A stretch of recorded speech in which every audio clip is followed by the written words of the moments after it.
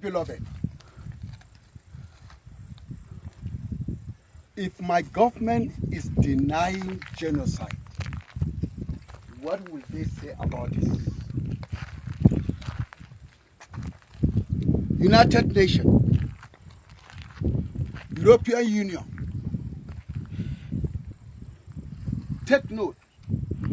This is the genocide of people that were killed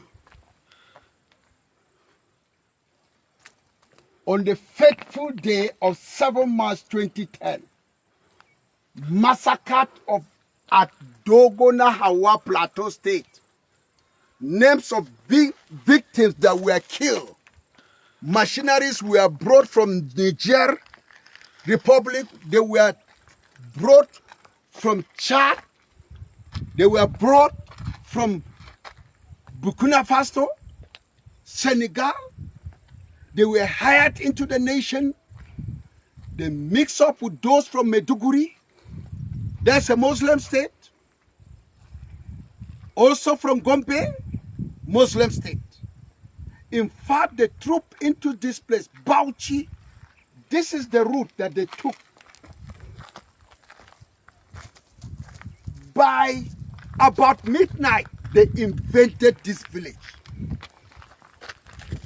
We are living peacefully in this Dogona Hawa.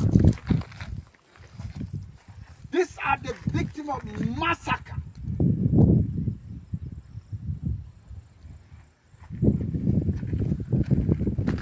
Davo Bitrus, Chuan Bitrus, John Nash Ren, Ngoisa Danjuma, all they are under the grave. Karos Nash Lydia E. Danjuma. See the name.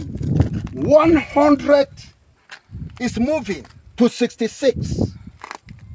Ended by Israel Simon, Lydia Bulus Juan, Da Labi Dung.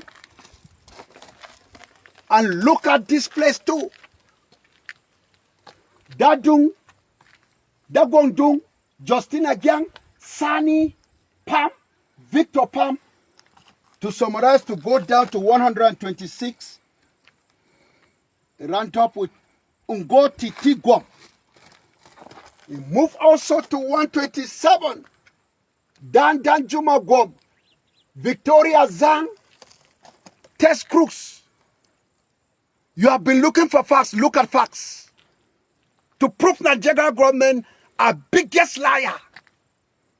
If they taught them, they would say Muslims are also killed. By who? By Muslim terrorists.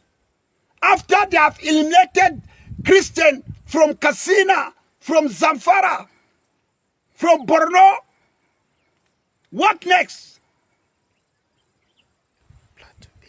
Then the Christian that escaped from the far north, Sokoto, they were able to locate and come back to Plateau State. Because, and they moved down to the south. They escaped their life. Now, the rural villages of Sokoto, Muslim state, Katsina, Muslim state, if you find a Christian, is in the town, the city, headquarters of the state. That's where there's security. But in the villages, Boko Haram have taken over the villages. Once you are a Christian, you can only be a Christian by serving them as slaves in the local government. Look at what has happened to 189. Look at this monument. It's a memory for what is happening. Chuan S. Dung Gyang boat moving down to 252 people. Joseph Johanna. Now let's go back to see the other side of the monument.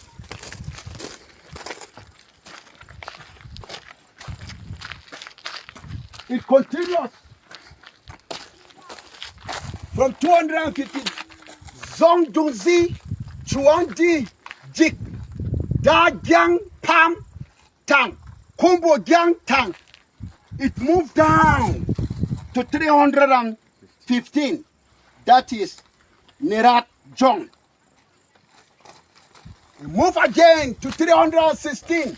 Peace John. Ezekiel Pam. It moved down again to 370. Come and see pictures of genocides, including small children. Very soon I will make a press release. I will present how small children are among those that are killed. I will present the recent killings that Nigerian government don't want the world to know.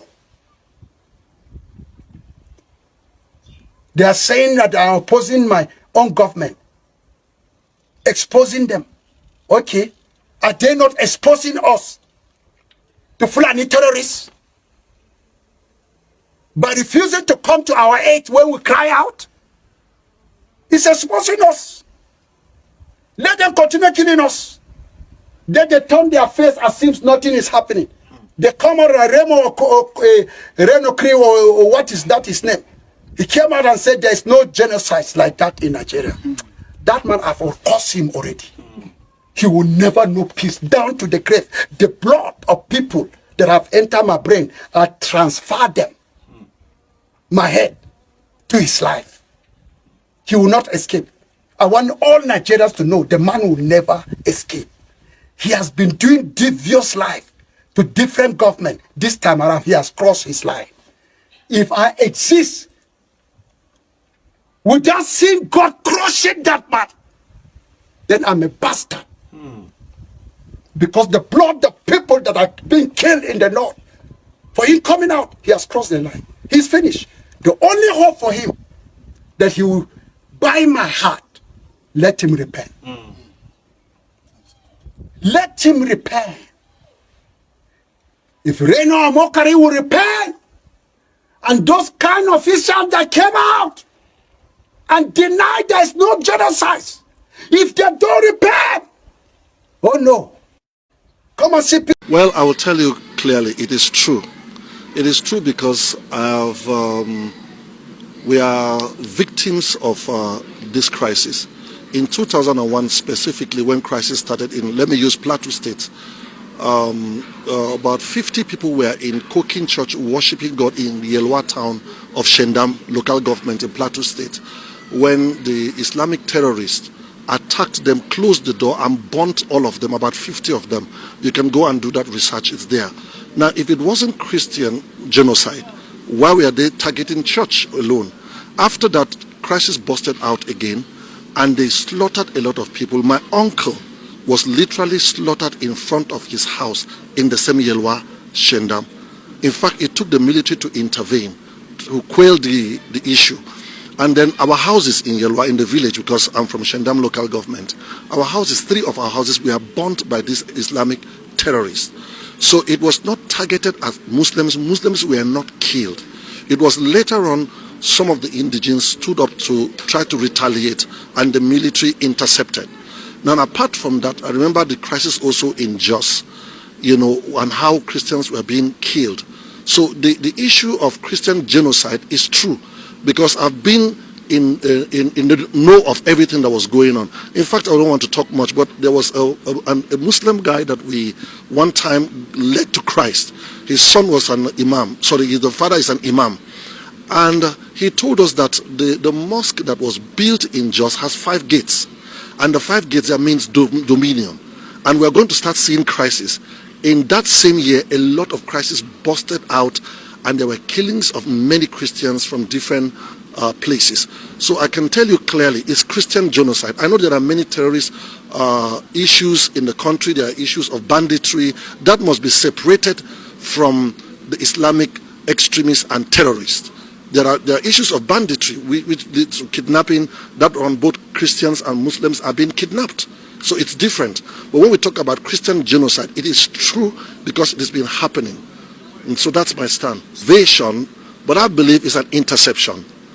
It is help that is coming, because lives are being slaughtered. To me, Nigerian government does not value lives. Human lives are sacred, whether Muslims or Christians. Human lives are sacred to God. So no religious sect should wake up and want to eliminate a particular religious sect because they want to dominate the land and they want to be prominent in government or control the nation. It is an error. It is not acceptable to anybody that thinks well, whether Muslims or Christians. The truth is that it's an error. So we support the coming of the US to intercept because the government is failing. They slaughter people in hundreds and nobody does anything. We have a very strong military in Nigeria. We have good armed forces. But because of the manipulations going on through politics and other things, people that are involved, top government officials that are involved for personal gain, they've not been able to quell it. Not because the Nigerian forces cannot handle. This is a minor case, very minor. If they really want to cop this issue, they will cop it. But because nothing is being done, we need an intervention from the United States and other international security forces. That's just why we need them. So we can't continue to have lives being slaughtered at some people's selfish reasons. We can't continue to have that. And do you think there will not be any kind of backslash? Well, I believe that will definitely happen because such things cannot happen without backlash. You understand? Some people will try to quell it, they will try to resist it, and all of that. So are we ready for it? We are ready. Because, you see, when there's going to be a massive change, we must be ready to bear the consequences. At the end of the day, everything will calm down. But this has to be tackled, and this is the best time. This thing has been going on for years. A lot of people have been slaughtered. It has to stop. And since we don't want to stop it, we need international, intervention. So I support Donald Trump in intervening in the case of Nigeria. Your name was it? Prophet John Andreas.